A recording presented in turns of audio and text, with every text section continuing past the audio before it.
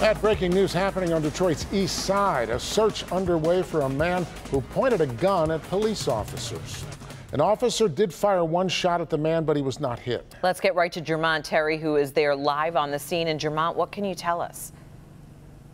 Well, Sandra, there's a strong police presence out here as police are searching for that individual who pointed a weapon at officers. Now, I can tell you that they are searching by air and they also have canines in this area. Let me give you an idea of how this all started. Now, police were called to Truster just off Hayes after neighbors reported a man walking in the neighborhood with a gun. When officers arrived, they talked to those neighbors who provided them a description of the person with the weapon. Now, police searched the area, and that's when they came across the man fitting that description. Those officers got out of their squad cars. That's when the man took off running. Cops followed him. Now, after chasing him for a few blocks, that man ran towards an alley and turned around and pointed a gun at the officers. One cop fired but did not hit the individual, prompting this massive search for this gunman.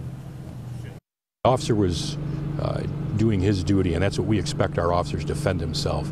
We don't know if he's still armed, and our officer, let's keep it clear, only fired upon him while he was armed. When he dropped his weapon, he did not continue to fire. But this is the third night in a row where Detroit police officers have faced armed adversarial people and tried to bring harm upon my crews.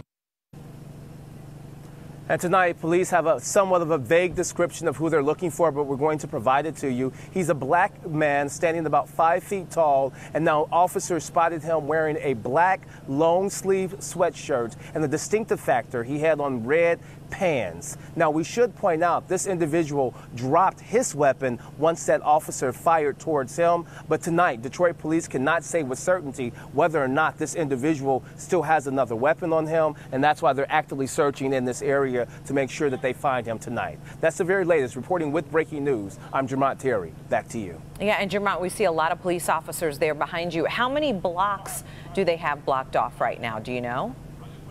Well, yeah, Sandra, I do. I'm currently on Brock right now. They have about 2 blocks to the north and also 2 to the south. So they have maybe about a 4-block area in this area all around. And they think they have an idea where he took off running, but right now they're checking vacant houses so that they can try to find him for sure. All right, Jermont Terry reporting live tonight. Thank you, Jermont.